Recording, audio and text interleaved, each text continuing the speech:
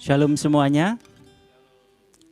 Salam Bapak Ibu Saudara yang terkasih, baik yang di gereja maupun di rumah maupun dimanapun berada yang menerima siaran ini. Terima kasih untuk saudara-saudara yang telah ambil bagian aktif, yang telah komen dalam acara ini. Ada Bapak Rahmat, Ibu Rita, ada Bu Mulyati dan lain-lain. Salam sejahtera untuk semuanya. Dan meskipun ada Bapak Ibu yang tidak ambil bagian dalam komen, kami percaya berkat Tuhan terus melimpah untuk kita semua yang menerima siaran pada malam hari ini. Bapak Ibu Saudara yang terkasih, pada malam hari ini kita akan kembali belajar akan kebenaran firman Tuhan. Jika beberapa waktu yang lalu kita sudah banyak dikuatkan tentang kebenaran firman Tuhan melalui pembicara-pembicara yang ada, kita dikuatkan, kita dihiburkan. Pada malam hari ini kita kembali akan belajar akan firman Tuhan. Tapi pada malam hari ini saya akan ajak Bapak Ibu Saudara yang terkasih untuk sedikit berpikir. Kita bersama-sama akan belajar firman Tuhan. Bila kemarin kita banyak menerima berkat yang menguatkan, kita akan belajar untuk berpikir tentang firman Tuhan.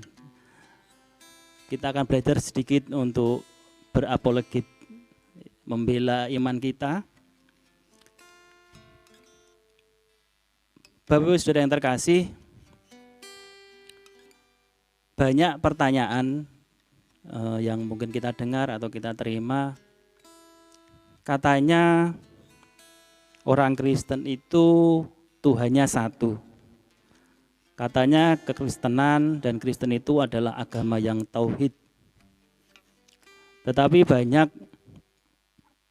istilah, ada Bapa, ada Putra, ada Roh Kudus. Ini cukup banyak menjadi pertanyaan bagi saudara-saudara kita yang belum paham, bahkan saudara-saudara kita yang belum percaya. Bagaimana kekristenan mengimani bahwa Roh Kudus itu adalah Allah sendiri? Pada malam hari ini kita akan belajar bagaimana Tuhan akan menyikapkan semuanya ini. Di angan-angan Allah yang di dunia khayal, tetapi ilah orang Kristen, yaitu sang ilah, yaitu Allah, itu adalah Allah yang hidup, Allah yang punya kuasa. Jadi Bapak Ibu Saudara terkasih, ketika orang Kristen menyebut Bapa, itu sebenarnya bicara tentang hakikat keberadaan sesembahan kita, hakikat keberadaan ilah yang benar, yaitu Allah. Dan ketika orang Kristen bicara tentang Putra Allah, itu adalah bicara tentang firman Allah yang nuzul ke dunia atau turun ke dunia dalam kemanusiaan Yesus Kristus. Jadi Putra Allah bukan berarti Allah punya istri dan punya anak. Seperti halnya ketika ada istilah putra-putra Indonesia telah mengharumkan dunia dalam dunia olahraga. Bukan berarti Indonesia punya istri dan punya anak. Jadi sangat primitif sekali ketika ada orang yang berkata Putra Allah, kemudian Allah melahirkan bidannya siapa. Itu sangat primitif sekali. Jadi banyak ungkapan-ungkapan putra itu bukan berarti bahwa punya istri, punya bapak ibu.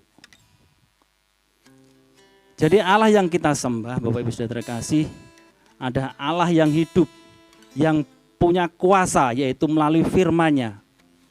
Ketika Allah menciptakan dunia, Allah hanya berfirman, Allah berfirman, jadilah terang, maka terang itu jadi. Itulah makna putra Allah, yaitu firman yang keluar dari Allah dan turun ke dunia. Jika di banyak kalangan ada firman turun ke dunia dalam bentuk buku, tetapi kekristenan firman turun ke dunia dalam bentuk manusia, yaitu Yesus Kristus. Jadi dalam kekristenan firman tidak pernah menjadi buku.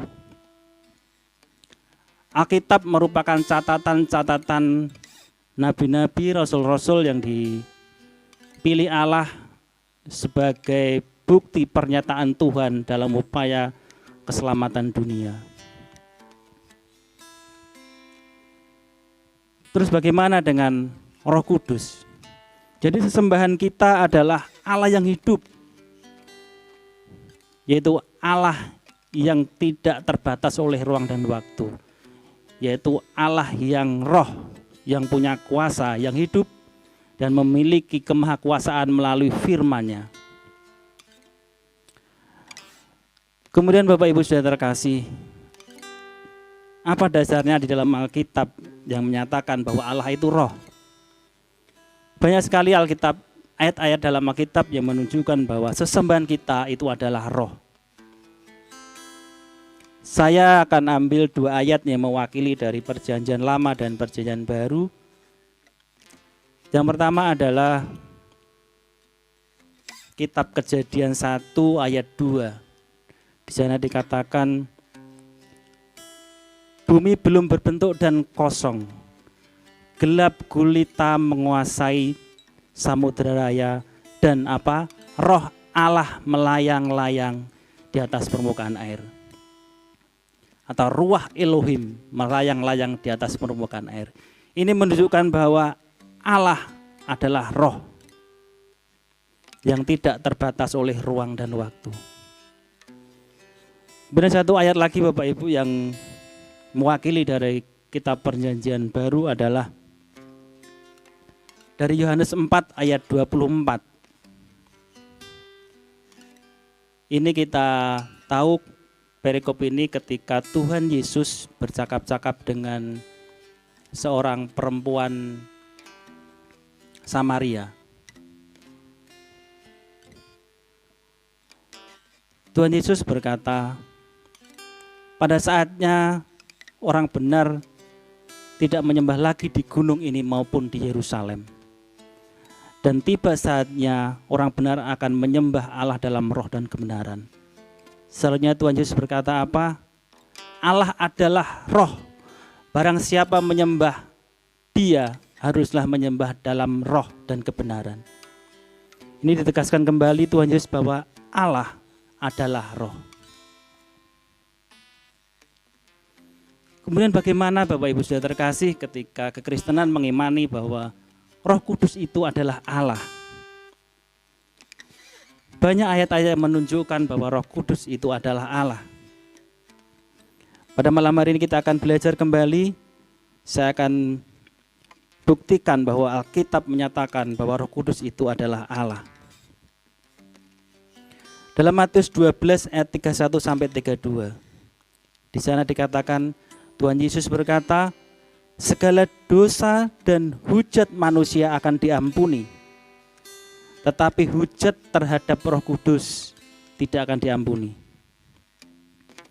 Apabila ia menentang anak manusia, artinya kemanusiaan Yesus, dia akan diampuni. Tetapi barang siapa menentang Roh Kudus, dia tidak akan diampuni di dunia ini maupun dunia yang akan datang. Ini menegaskan, Tuhan Yesus menegaskan bahwa Roh Kudus, dosa terhadap Roh Kudus sama dengan dosa terhadap Allah.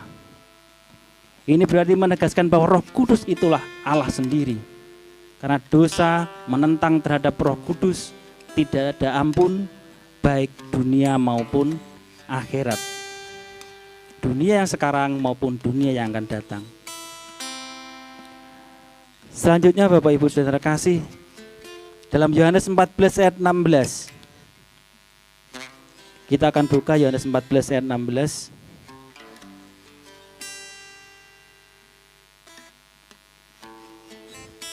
Di sini disebutkan, aku akan minta kepada Bapa dan Ia akan memberikan kepadamu seorang penolong yang lain, supaya Ia menyertai kamu selama-lamanya.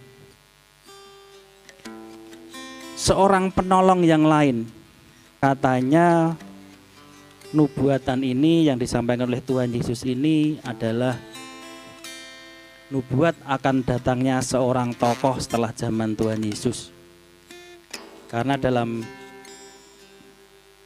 penolong yang lain ini, dalam bahasa Yunani sebenarnya adalah parakletos, mirip dengan kata periklitus. Kalau parakletos itu artinya penolong, sang penolong, atau sang pembela, atau sang penghibur.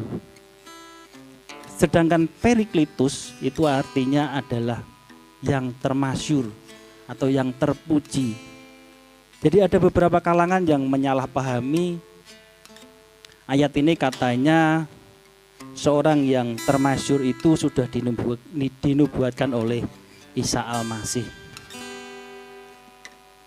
Padahal Bapak Ibu Saudara terkasih, bahasa Yunani itu berbeda dengan bahasa Semitik. Bahasa Semitik adalah bahasa rumpun yang terdiri dari Ibrani, bahasa Arab, dan bahasa Aram atau bahasa Aramaik. Bahasa Aramaik adalah bahasa yang dipakai Tuhan Yesus, orang-orang Palestina pada zaman itu dalam percakapan sehari-hari. Itu adalah bahasa Aramaik. Itu satu rumpun. Jadi pengucapan yang hampir sama, yang berbeda vokalnya saja itu bisa berarti sama. Misalnya dalam bahasa Ibrani disebut Shalom. Dalam bahasa Arab bisa menjadi salam. Dalam bahasa Aramaik bisa menjadi salama. Jadi hanya berbeda vokal, artinya sama. Tetapi bahasa Yunani kosakatanya lebih lengkap. Beda huruf, beda arti. Jadi saudara-saudara kita yang menyalahpahami ayat ini menggunakan pemahaman bahasa Yunani, dipakai ukuran bahasa Semitik. Periklitus artinya terpuji, termasyur. Parakletos artinya penolong atau penghibur atau pembela. Jadi sejak awal ayat ini dicatat, bahkan manuskrip tertua kitab Yohanes itu ditemukan setidaknya ditulis pada tahun 115 sampai 120 Masehi, manuskrip tertua yang disimpan di Museum John Ryland.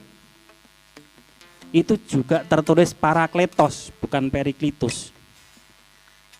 Padahal kitab Yohanes ditulis sekitar tahun 90 sampai 95 Masehi. Hanya berjarak sekitar 15 sampai 20 tahun.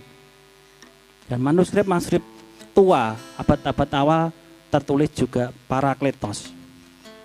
Dan lebih jelasnya di sana ditulis alon parakletos, artinya penolong yang lain yang masih dalam satu jenis. Yang lain dalam bahasa Yunani biasa digunakan kata alon dan uteros.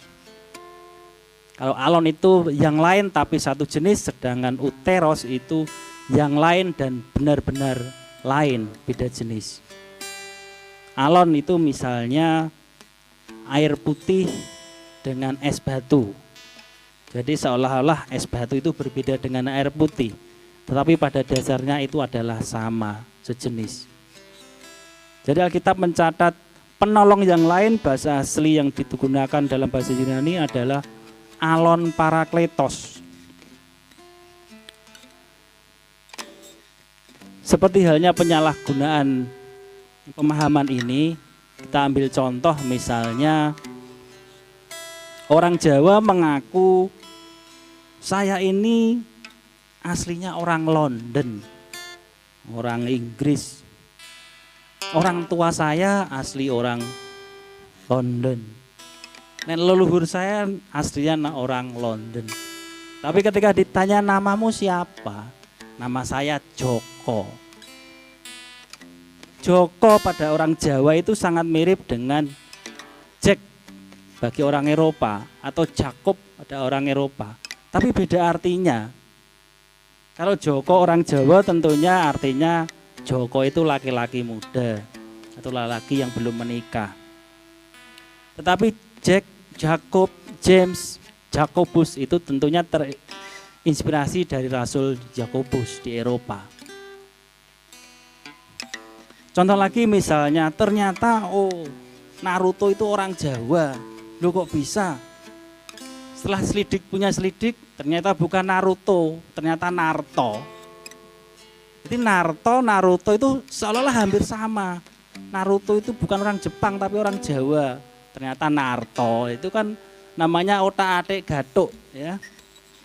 Bapak Ibu sudah terkasih, salah-pahaman ini kita sebagai orang percaya terus harus banyak belajar sehingga iman kita yang disalahpahami oleh saudara-saudara kita bisa menjelaskan dan setidaknya kita tahu bahwa kebenaran itu ada dalam Tuhan Yesus Kristus. Ayat selanjutnya yang menegaskan bahwa Roh Kudus adalah Allah, Bapak Ibu sudah terkasih. Kita ingat kisah Ananias dan Safira ketika mereka menjual tanahnya kemudian untuk persembahan diserahkan kepada Rasul Petrus. Tercatat dalam Kisah Para Rasul 5 ayat 3 sampai 4 di sana ada perkataan Rasul Petrus. Ananias, mengapa engkau mendustai Roh Kudus? Bukankah tanah itu sebelum engkau jual itu dalam kekuasaanmu, bahkan setelah dijual pun itu dalam kekuasaanmu.